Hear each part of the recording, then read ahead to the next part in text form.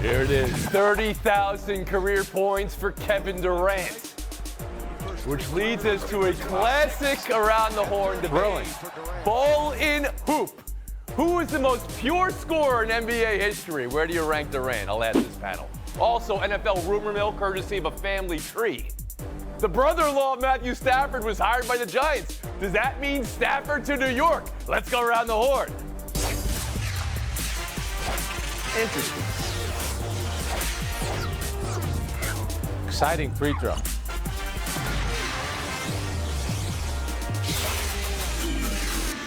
LeBron, Kareem, Karl Malone, Kobe, Michael, Dirk, Wilt, Julius, and now KD. 30,000 career points for Kevin Durant, 9th all time.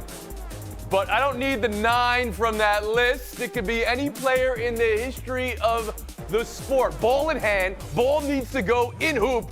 Where do you rank Durant all time? Around the horn, Frank Isola. You know what? I'm putting him high up there, but I'm not putting ahead of Michael Jordan. I'm not putting ahead of Kobe Bryant. And also, Wilt, the most dominant player, Kareem, the most dominant shot, the skyhook. So he's certainly top 7, 8, not one of the top 3 for me. And I'll say this about Kevin Durant getting 30 points. What I found interesting, besides the fact that it's kind of uneventful coming from the free throw line, you mentioned all those guys, Tony. We kind of identify a lot of them with one team. Even LeBron being on a number of teams, he won with every team. So for Kevin Durant, it's almost symbolic of where he is right now. Scoring a lot of points. Right now he's on a team they lost last night, Phoenix did. So he's still a brilliant player. Okay. All right, I hear what you're saying. They lost, so this doesn't mean as much. What are you talking about? Frank, 30,000 career points. I want best pure scorer in NBA history. You just rattled off I just told you, list. Michael Jordan and Kobe Bryant. The same list of the all-time scorers. Justin Tinsley, how about you? All right, now, I've given this a lot of thought. We're talking best pure scorers. We're talking best pure scorers. Yes, my friend. Best pure scorers? Yes. I don't think anybody's more pure than Kevin Durant. If we're talking about just putting the ball, this is a 7-footer who can handle the ball, who can make every shot imaginable. I'm not saying he's the greatest player of all time, but in terms of pure scoring, like, come on, we've been talking about this guy for almost 2 decades now, how he puts the ball in the basket from every spot on the floor. And he's made some big-time shots over the years and big-time moments. Look, I get it. The Suns are in disarray, to say the very, very least, and it kind of, it makes you look at this accomplishment and wish it was a win. But in terms of pure scoring, I gotta go with KD. David Dennis Jr., who is the best pure scorer in NBA history, and where do you rank Durant on that list? It's Jordan, Kobe, Kevin Durant. Those 3 guys are rotating around the top for me. And this is the reason why. The thing that separates Kevin Durant from everybody else on that list is that they were all far and beyond the number 1 option on every team that they were on. Kevin Durant has shared responsibilities with 20 and 25-point scorers for his entire career. I think about the 1 month in 2014 when Russell Westbrook was hurt and Kevin Durant was carrying the Thunder, and he averaged 36 points for that month. That is a look at what Kevin Durant's career could have been if he had chosen to be by himself, but he decided to team up, and part of his teaming up was being the most dominant offense of all time with that Warriors team. So the totals are not going to be there, but when you watch him with the ball, nobody is better at putting the ball in the basket. I like the way you said the totals are there. I mean, he's still top 10 all time in scoring, but you're right. Some may throw Steph Curry's name on pure scores. Durant, he had to play with him. Mina Kimes, around the horn to you. Yeah, absolutely top 5. I would argue top 3 behind MJ, and I would put Wilt there actually instead of Kobe, but Durant could finish this thing, honestly, climbing over him to 2 behind Jordan. Look, there's a number of statistics that spell out how great he is at scoring. Obviously, the achievement he just had. He's never averaged, since his rookie season, below 25 points per game in a year. He tore his Achilles and came back a more efficient shooter. This year, he's shooting over 40% from 3. But to me, the way I would put it in this, and this isn't really about stats, there's a lot of great pure scorers right now. You mentioned Steph. Obviously, LeBron's still playing. Kyrie, I would throw up there. More than any of those players, when Kevin Durant misses, I'm surprised, right? Like, when the ball leaves his hand, I expect it to go in, obviously, especially from the mid-range. And when it doesn't, I'm confused. And that, to me, captures what an amazing score he gives. And it feels automatic. I thought there'd be more fun names on this list or something. Like Allen Iverson, pure score. Tracy McGrady, pure. James Harden, had that string of 30-point games and Carmelo. 50-point games. Frank Isola, back to you. Last word after the horn. Yeah, but I think we're also equating, these elite scorers with the fact that they won championships. And I think the thing that hurts Kevin Durant, the biggest game of his life, one of the biggest games of his life, is Game 6 with Oklahoma City. He had a lead late against the Warriors and didn't do anything. So where was the great pure scorer there? And the two championships he won with a team that had already won, and then they won after he left. Unbelievable player, no question about it. But in some big moments, I don't know. He doesn't compare to So that factors into your pure scoring rankings? I'm just asking, Frank Isola. The rings and all this? Everything is about rings the for actual you. David games Dennis count. Jr., Yes, last word. The actual games count. Yes, Look, they do. when I think of some of the most perfect basketball games ever played from a scoring perspective, I think of Kevin Durant, Game 3, 2018, the NBA Finals, where he dominated and carried the Warriors. Nobody could hit a shot against that Cavs team. I think about that toe game when it was just him and the Nets carrying that team, playing every minute of that game and dominating and almost beat Milwaukee. These are some of the great I don't playoff even need that, guys. performances from a I'm just talking scoring about game, not games. Lowercase g, games, capital G. How your game is, how you can score from anywhere on the floor. That's the question I'm asking, not who won a ring once, Frank Isola. He was a Finals MVP before. I mean, he's got that on his resume, too. They all have with that the on their Warriors. resume. We've been Horn. We'll move on. NFL now. The brother-in-law rumor mill I just promised. Chad Hall, hired as assistant quarterback coach of the New York Giants. He is the brother of Kelly Stafford. Kelly Stafford is the star podcaster and also married to one, Matthew Stafford. Mina Kimes, around the horn to you. Are you connecting dots here? Stafford to the Giants because of a brother-in-law assistant QB coach?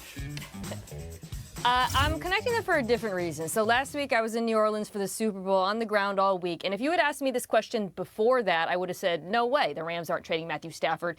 But being in New Orleans, talking to all the players and agents and reps there, I'm telling you, this was the talk of the city. And I came out thinking, dang, this might actually happen. Now, from the Rams' perspective, I'll be straight, I don't really understand it. This is a team that went, they won a playoff game. They put up a better fight against the Eagles than the Chiefs did. You would think they would want to run it back. But if the price is too high for them and the Giants are, and this would be the rumor, interested in offering more, then suddenly it starts to make a little bit of sense. Do you believe there's something here because of what you heard the week before, but also because there's a connection, a familial connection, an in-law connection, Mina? Is there something there? I don't know about that. Okay. David Dennis Jr., around the horn to you. Yeah.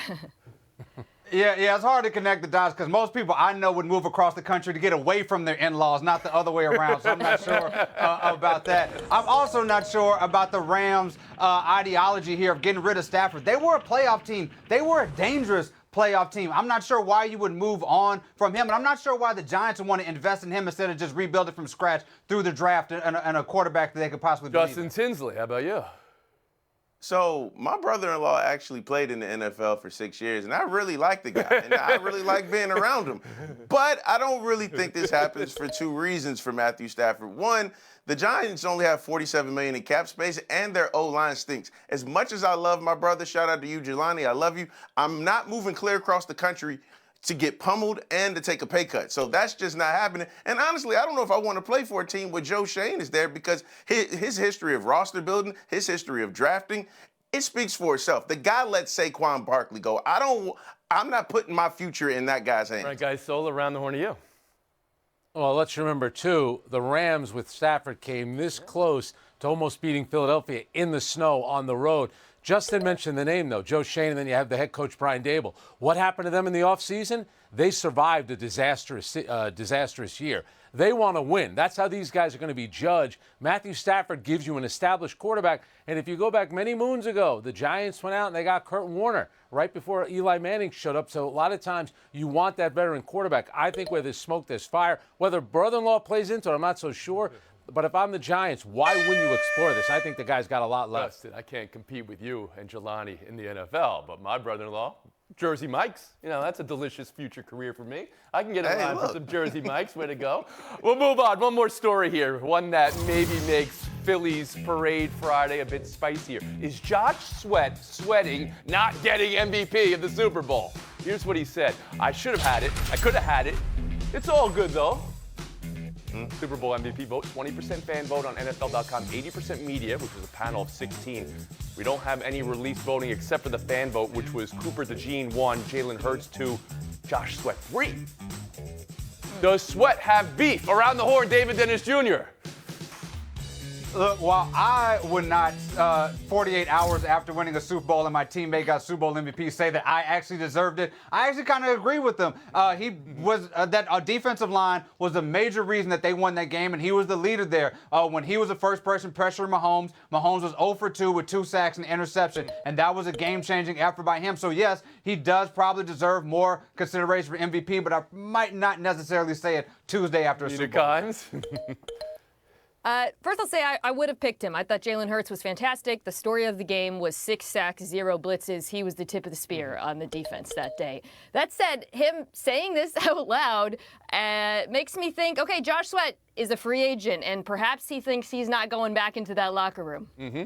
Or potentially he could have been, getting a higher price in free agents if he had the award. That could be in the back of his mind, too. But you think it's certainly something under the surface here. Frank Isola, around the horn to you. I don't know how Mina doesn't get a vote. If she's in GQ, she should be getting an MVP vote, and she should have voted for Josh Sweat. And here's what they should have done. Once upon a time in the Super Bowl, Harvey Martin, Randy White split it. It should have been Jalen Hurts, and it should have been at least one defensive player in the Eagles. You would have split it, okay? And Justin Tinsley. Let me tell you something. It's all good, though, is the equivalent of no disrespect. It's not all good, and it's a ton of disrespect. Now, do I agree? I think he definitely should have got it. I mean, the guy had 2.5 sacks. He had 4 pressures, which led both teams. And I really, truly believe in Mina, and Mina hinted at this. This is more of a money play. It's like, all right, I didn't get Super Bowl MVP, but when it comes down to pay me, which is this offseason, let the record show that I should have got Super Bowl MVP. Yeah, everyone is diagnosing how the Eagles, and they do this with Sirianni too. I thought this was dirty pool. How his emotion is, how he reacts all the time. Everybody's doing this with A.J. Brown, too. He had a post today on Instagram. Some people are critical of it. I'll put it up here. I like this. He said, after a few days, I've had time to reflect on being a champion. I tried to feel that everyone made it seem to be a champion. It was short-lived. Narcissist I thought my hard work would be justified by winning it all. It wasn't. And he went on to say, my thrill for this game comes when I dominate. And he went on to say, it's all about the journey, not the destination. I love that. Yeah, okay. Back to work, A.J. Brown. That's all about Wide him. receiver brain. That's what that is. That's how I feel about Around the Horn. Welcome back to Around the Horn, coming to you from the Seaport, brought to you by Chase. NFL coaching cycle just about done, except for one big spot now. Eagles search for a new offensive coordinator, with Kellen Moore departing for New Orleans. This will be Philly's 4th different OC in 5 years for Jalen Hurts. Not just 4th in 5 years, though, 13th different play caller in 10 years for the quarterback. Mina, what are you hearing with Eagles OC, and how do you think it affects that Super Bowl offense and Jalen Hurts? The one name I've heard is their pass game coordinator, Kevin Patullo, so they'd be going in-house. It'd be an amazing first offensive coordinator job for him. It's like getting the keys to a Ferrari. And to that end, I think they'll be successful. But I will say this, don't think moving on from Kellen Moore yet again with another change at coach is going to be pain-free. Yes, this team is like an all-star team. Yes, it feels like anyone could succeed there, but all you have to do is go back 1 year when the offense, granted without Saquon Barkley, but still very talented, completely fell apart. Kellen Moore did a fantastic job this year, particularly given Jalen Hurts' answers against the blitz. The bar is very high. David Dennis Jr. Well, first of all, the fact that there's been so much turnover in Jalen Hurts' career and he's been able to accomplish so much is a testament to him. Another way that we've kind of overrated him and unfairly judged when he's had some of those dips offensively. I think that they're going to be fine because, like Mina said, they're going possibly in-house, and also they have that security blanket of Saquon Barkley to sort of stabilize them so not so much to be on Jalen Hurts' shoulders. Justin Tinsley. The Eagles were top 8 in points, yards, and rush yards per game. They were 29th in pass yards per game. Obviously, you would love to see that last number go up a little bit more, but if you're the Eagles, you have to fit this offensive coordinator around Jalen Hurts, not Jalen Hurts around this new offensive coordinator. Frank Isola. It tells me that Jalen Hurts works well with others. That's number one. Just keep the brotherly shove in the playbook. Get the ball to Barkley. Get the tight end involved. Jalen Hurts will figure it out. I don't think it'll be that big. You mentioned staying in-house, Mina Kimes and Patullo. There's always the possibility Kellen Moore could say, I like the cut of your gym, Patullo. Come with me to New Orleans. That's always in play, too. And then you're going for Doug Peterson, maybe. Bring him back as an OC or Frank Reich. Go ahead, Mina. You can reflect. Yeah. if I'm Kevin Petula and I'm looking at that Saints roster, Yeah. and then I'm looking back at the Eagles roster, I mean, money is a factor, but I would lean towards staying in Philadelphia. Buy or sell two, NHL Four Nations. This is what replaced the All-Star Game, a 9-day round-robin tournament. Canada, Sweden, Finland, and the United States. It begins tonight. David, buy or sell Four Nations face-off as a substitute for the NHL All-Star Game. I am absolutely buying this. They found a way to instill some pride in exhibition games, and the crowds are going to be into it. We get the United States versus Canada in Montreal. That alone is going to be must-see TV. These players are going to be playing like these are playoff games, even though they might not mean as much for the regular Justin season. Tinsley. I'm 100%. I love this. But honestly, watch Team Canada. They're 45-5 all time with Sidney Crosby, including winning the last 25 straight. That's incredible. And so NBA, I hope you're watching this. I've been saying this for years. Team USA versus the world. The concept is right here, and the proof is going to be in the Frank pudding. Isola. Yeah, and the NBA is trying to do it this year. One of those teams mostly has international players in the NBA All-Star Game. I love the idea. It's a little mini international Olympic tournament. I mean, and the key is you got guys like Sidney Crosby playing, Austin Matthews, Connor McDavid. You got to get the stars, and the stars are involved in this. Mina Kimes. Yeah, I'm going to round this out in agreement. I'm total buy on this. Yes, other all-star sports have sort of dabbled in it. The NBA with the younger players, baseball as well. This is different. There's parity between these countries, and there is legitimate animosity. They care, and the fans are going to care too. Mm-hmm. And everyone said, you can't fix the All-Star Game. You can't possibly. NHL just did in 1 year. Who you got? Justin Tinsley. I think I found out where you were leading in this competition. Oh, Canada. Yeah, standing on guard for you. Frank Isola, how about you? I'm going with the Maple Leaf as well, Canada. Mina Kimes? USA, David Dennis come on. Jr. That's what I was about to say. Where's your patriotism, everybody? Team USA. Tinsley, Isola, you are finished. Kimes, David Dennis Jr. That's our showdown next. Mina Kimes, David Dennis Jr. This is their 7th career meeting and showdown. Dennis 4, Kimes 2. Let's go. Showdown 1. How the Raptors beat the Sixers last night. Embiid passed up a shot, turned the ball over. You can hear boos there as well. Mina, what's the word for Embiid after that turnover? Booed. Impressive. I mean, going from winning the Super Bowl to booing with that level of vocals, Philly fans truly contain multitudes. And I don't blame them. I mean, having lost 6 of the last 7 games, wide open shot, Embiid can shoot from distance. To pass that up it's booable. David Dennis Jr. Ben Simmonsy is what it looked like. Joel Embiid looked a little bit spooked. There was 16 feet of separation between him and the nearest defender, and he hesitated, then loses the ball. Those Philly fans are frustrated with the injuries, with the bad play from Paul George, too. They had every right to boo what's going on right now, and Embiid should have absolutely taken that shot. 16 feet of separation, is that what it was? Yeah, for that, you get the point, David Dennis Jr. Showdown 2, Shedeur Sanders. Brown. Saying his first meeting will be with Cleveland, the Browns, then the New York Giants. Some might note draft order goes to Tennessee Titans, number 1, and then the Browns and the Giants. Tennessee not mentioned in the clip. David, what does meeting order mean? It doesn't mean anything to me. I think they're going to wait. If they are going to start moving their weight around and determining where he's going to go, they'll go way closer to the draft to do that. It just seems probably like a logistical thing before they start making those decisions. It's still a draft after all. Yeah, I agree, though I will say this. He absolutely should be interested in the Browns because of those 3 teams, I believe it is the best possible landing spot for a young quarterback. We saw when Deshaun Watson didn't play. This is a team that is built to win now. So if I'm Sanders, I'm intrigued. If they hang on to Myles Garrett for a little bit, maybe if that trade demand works its way out, we'll split the point and move on to Showdown 3. It's a best-in-show showdown. Came down to the Bourbon, the Whippet, and Monty, the Giant Schnauzer. Ready? There's Monty. Who you got? The Whippet or the Schnauzer? The Schnauzer wins. Did Westminster get it right, Mina Kimes?